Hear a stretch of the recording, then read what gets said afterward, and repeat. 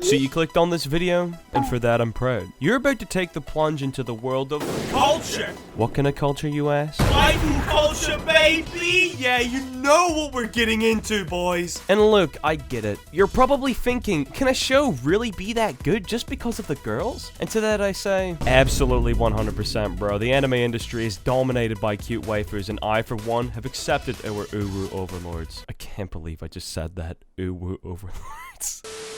So, what's the story of the Quintessential Quintuplets? We follow Futaro Uesugi, a big-brain high school student who has the best scores across the board at his high school. Not only is he mad smart academically, but my man's has got the street smarts too. I mean, he literally finesses the cafeteria to get cheap meals. You'd think the cheapest thing on the cafeteria menu would be rice, but it's not.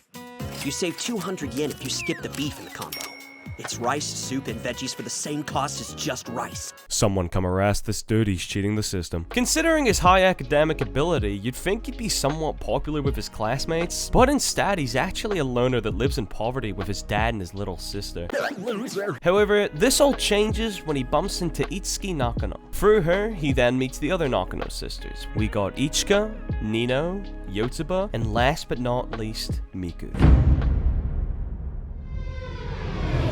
the absolute goddess herself, sent to us straight from my man God. After meeting the Nakano sisters, he finds out that they have pretty bad academic skill, and lucky for Futaro, the girl's dad offers him a job tutoring the 5 girls. Okay, we've gotten the general plot out of the way, now we get into the real meat of this video. The waifus! Coming into the show, it's like walking into waifus R Us, dude. What kind of girl you looking for? Shy and timid, but low-key assertive? Mad ara energy? Classic tsundere? Quintessential Quintuplets has got all that and more, my fellow kings and queens. But before we get into the actual girls, I just gotta get this out the way. The OP for this show is a freaking bop, my guy! Let's get into the first girl, Itsuki. Itsuki is the first to be introduced in the series and is a combination of all waifu qualities. She comes off originally as serious, yet quite smug to Uesugi, but gets to know her, she's a klutz, sometimes a tsundere, not as serious as you'd think. Yep, you heard that right, fellas, she's a mixture of all the qualities that make a good waifu, so she must be pretty high up the scale, right? But, to be honest, she's one of the least interesting in my opinion. Each of the Nakano sisters you'll find have a set personality trait that they obviously stick to and expand upon as the show goes on. However, for Itsuki, it's quite the opposite. Because she has multiple traits, there isn't one she really clings to, so you don't feel for her as much as you do the other girls. Think of, say, some vanilla ice cream, but you add in some chocolate chips. You know, the chocolate chips are a nice addition, but ultimately it's still vanilla ice cream, so it's still a little bland. I'ma keep it real and put her on the C tier. Next up, we'll talk about Ichika. Now, all my boys who like a bit of that ara energy are going to be in luck for this one. Ichika, while obviously being the same age as the other girls, is the big sister type who's always looking out for others. She's pretty laid back and sarcastic around Futaro, but dig deeper and you find she actually has really big heart. A big heart. Yeah, that's it. Don't look at me like that.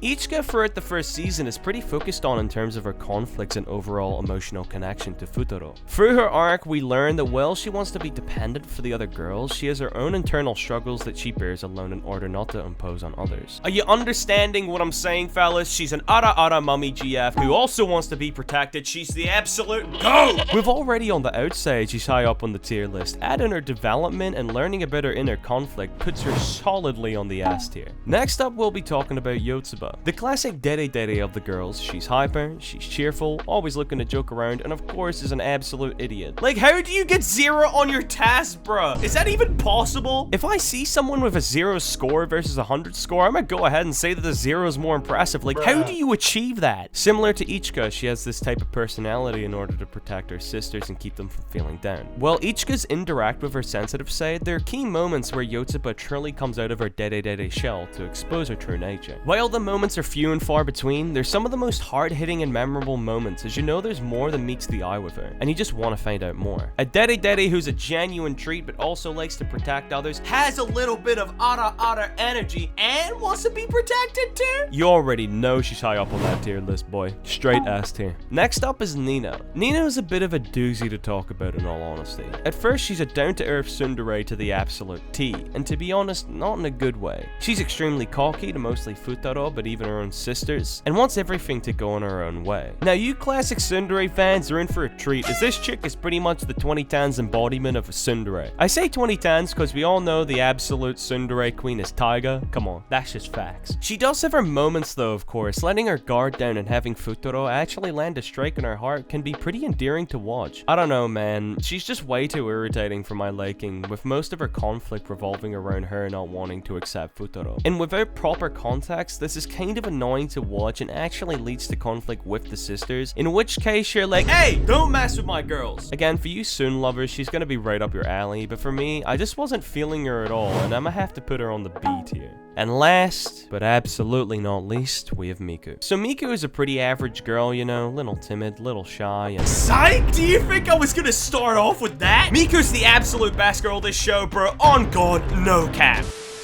let me give you the proper rundown. Miko's the first girl we really get to know, and at first comes off as cold-hearted and has no intention of getting close to Futaro. But with the power of his 200 IQ, he manages to sway her heart with the power of ancient Japanese history. It's a bit odd, but hear me out, fellas. The more we get to know about Miku, we find out that she's actually just a goofball who feels a lot more different than her sisters, which causes her to be a little distant. The best part about Miku, however, is that she's just straight up a Chad. Like, seriously, man, she falls for Futaro, and multiple times for the series is just like, yo, by the way, I'm in love with him. He's gonna be main. Back off, bitch. God, I wish I were Futaro. So, she's a shy and timid soft waifu who at the same time is assertive and is set on her love from the get-go. She's absolutely perfect. S+, no cap, no argument. And so there you have it, kings and queens, the official waifu tier list for the Quintessential Quintuplets, supplied by yours truly. Do you agree with my rankings? If you don't, sorry, man, I don't give a shit. I'm right, you're wrong.